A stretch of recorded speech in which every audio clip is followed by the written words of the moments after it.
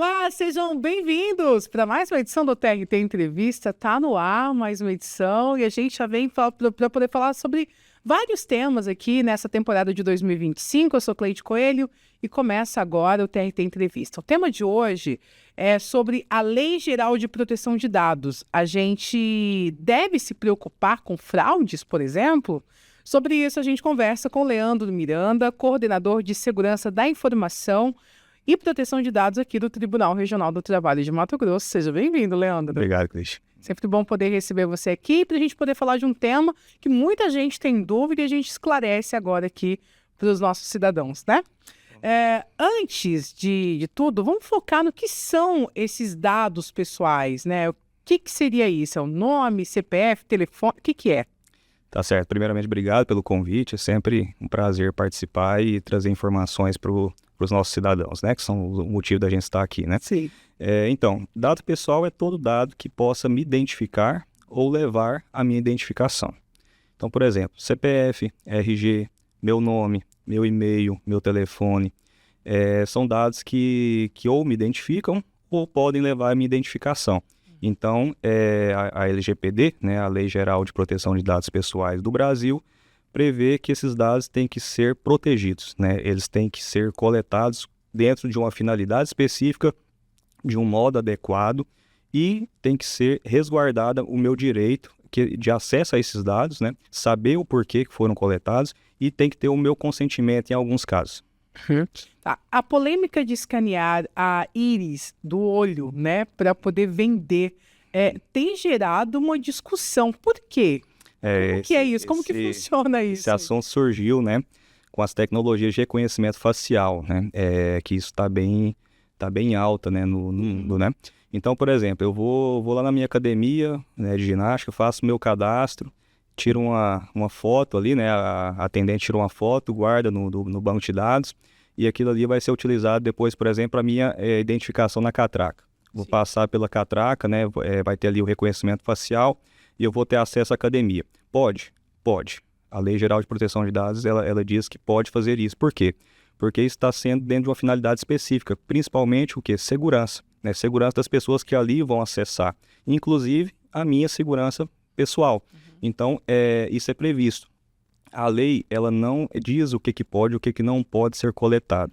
O que ela diz é, o dado pessoal que for coletado tem que ser dentro de uma finalidade específica, de modo adequado, e tem que ser garantido todos os mecanismos de segurança, por exemplo, para que esse dado não seja utilizado de forma indevida. Então, se a academia coleta esse dado para esse fim, tá ok, ela pode fazer isso. Mas se a academia coleta esse dado pessoal, por exemplo, e vende esse banco de dados para uma outra empresa, por exemplo, um marketing, alguma coisa do tipo, isso não pode, ela vai ser punida nos termos da LGPD. E como que nós, usuários, a gente pode ter esse controle? Porque a academia ou até os bancos, né, vários locais que a gente usa na tecnologia de hoje, exige, né, esse reconhecimento facial. Como que eu tenho controle disso? Como que eu sei que não está sendo vendido? Como que funciona? Então, acho que a primeira coisa é a gente entender, né, que existe uma lei que nos protege sobre esse aspecto. Muita gente ainda não conhece, né, não sabe. A lei já é de 2018, a gente já está aí com quase 7 anos, né, em vigor, e muita gente desconhece, né, por exemplo, a LGPD. Essa questão de, por exemplo, foi utilizada de modo indevido, ela pode ser controlada tanto por denúncias, né, que alguém que né, soube que esse dado foi utilizado de forma indevida pode denunciar.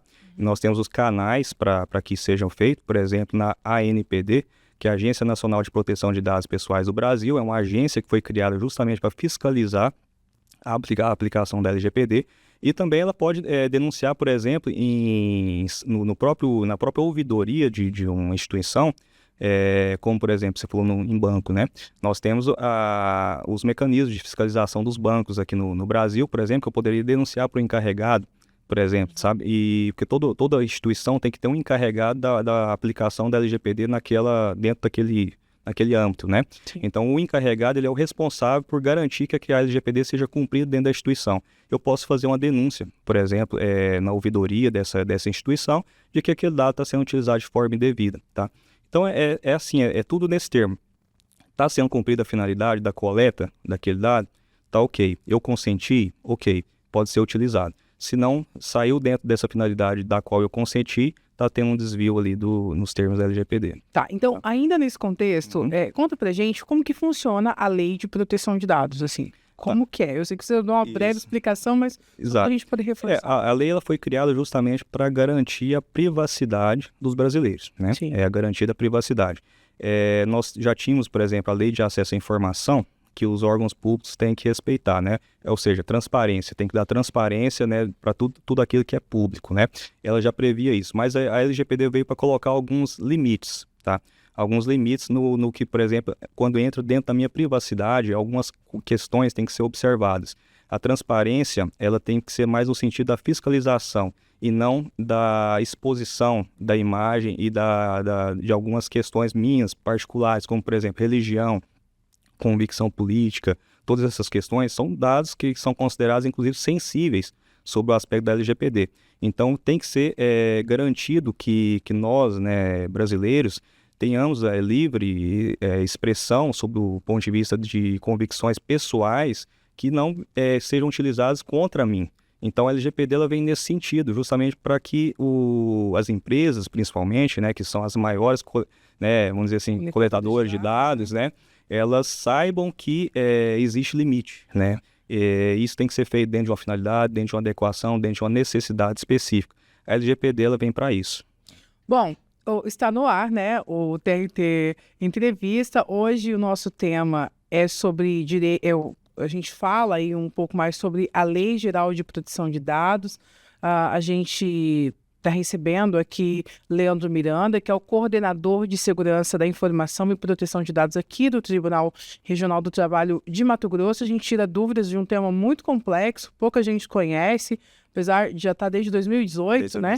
Desde 2018 essa lei já está em vigor aqui no Brasil, mas muita gente desconhece vários detalhes, né? Sim. Eu queria que você continuasse falando para a gente, Leandro, quais os riscos com esse vazamento de dados, sabe? E fraudes também, porque por muitas vezes a gente acaba descobrindo, né, que vazou esses dados na hora que a gente cai em algum fraude, alguma coisa assim. Exatamente.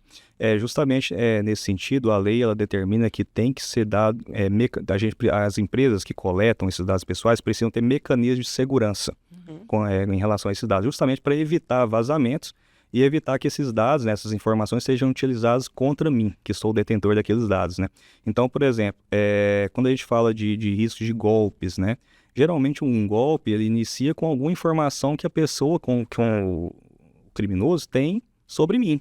Né? Geralmente ele começa a partir desse momento. Então é justamente por isso que nós temos que ter cuidado. Agora, como? Né? Se a pessoa já teve acesso ao meu dado. Pois é. Essa é uma dificuldade e isso são coisas que a gente tem que lidar. E aprender a lidar é tomar algumas medidas preventivas que podem evitar com que a situação concreta aconteça. Então, por exemplo, suspeitar de links, né, duvidosos, sites duvidosos, né, mensagens de WhatsApp de pessoas que não estão na minha lista de contatos, né, pessoas que eu não tenho costume de falar e de repente aparece, né, com mensagens de saudação, né, quanto tempo que eu não te vejo, né, coisas do tipo, né, suspeitar, né, dessas situações.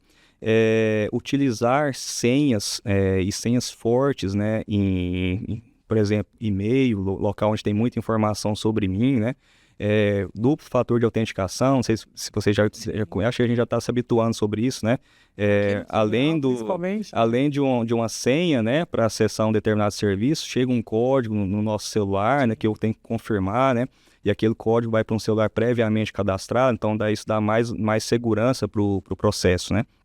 É nesse sentido, tá? Verificar a credibilidade, a confiabilidade do site que eu estou acessando, sempre desconfiar de links, mensagens suspeitas, tá? Utilizar senhas fortes e duplo fator de autenticação nos serviços que a gente costuma utilizar.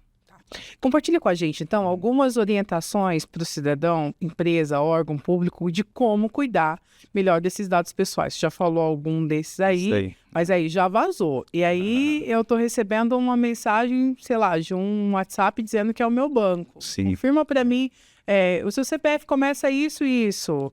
É. Confirma o final para mim, porque muitas vezes pode acontecer. Eu conheço gente que já caiu no final diz assim. Eu queria que você compartilhasse com a gente. Olha, o vazamento de dados, ele é o incidente de segurança mais difícil de lidar, porque uma vez que ele aconteceu, a informação se dissemina de forma muito rápida e descontrolada, né? Então, o que a lei prevê? Que ao acontecer um vazamento de dados pessoais, a primeira coisa que a empresa, o detentor daquele dado, tem que fazer é comunicar. Comunicar quem? Os interessados, principalmente, né? Aqueles que eram o detentor dos dados e a Agência Nacional, que ela também tem a possibilidade de divulgar isso, né? Para que as pessoas, essa informação chegue o mais rápido possível para a sociedade. Então, a gente tem visto na internet, né, de vez em quando, né? Vazamentos, não sei aonde que aconteceu. A empresa não divulgou aqui porque ela quis, vai denegrir a própria imagem? Não, mas é porque é uma obrigação legal dela fazer, até para proteger as pessoas que foram afetadas por aquilo ali. Então, assim, o vazamento de dados, uma vez ocorrido, é muito difícil ser controlado. O que a gente tem que fazer, nós, como cidadãos, né, é tentar se proteger justamente com esses mecanismos, né, de olhar para aquilo ali e verificar se realmente faz sentido, né, se tem realmente nexo de causalidade, né? Chegou para mim aqui essa oferta aqui espetacular, do nada, né? Foda, Como assim, né? A gente suspeitar mesmo, é o senso crítico, né? Que é necessário. Bom, nossa conversa hoje foi com o Leandro Miranda, coordenador de Segurança da Informação e Proteção de Dados aqui do Tribunal Regional do Trabalho de Mato Grosso. Eu gostaria de agradecer a sua participação.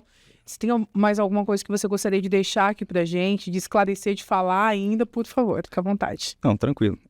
Eu acho que o recado é esse, né? As pessoas precisam cada vez mais se preocupar com a segurança das informações na internet, né? Que isso já é uma realidade, né? A gente precisa se preocupar com o que a gente acessa, com o que a gente transmite pro próximo e também com aquilo que a gente recebe. É sempre esse senso crítico que é necessário para que a gente se proteja e evite, né, de cair em golpes. É isso aí. Obrigada mais uma vez, Leandro. Obrigado. As portas aqui do TRT, da Rádio TRT, tá abertas aqui para você e para a gente sempre tirar dúvidas. Eu sei que a gente vem sempre com atualizações e aí a gente está aqui à disposição, tá bom? Eu que agradeço. Muito obrigado. Obrigada. Bom, assim chegamos ao fim de mais uma edição do TRT Entrevista. Para você ver e rever esse momento aqui, você pode acessar nossas redes sociais, @TRT Mato Grosso. Obrigada pela sua presença aqui, obrigado pela sua atenção, sua audiência. Até a próxima.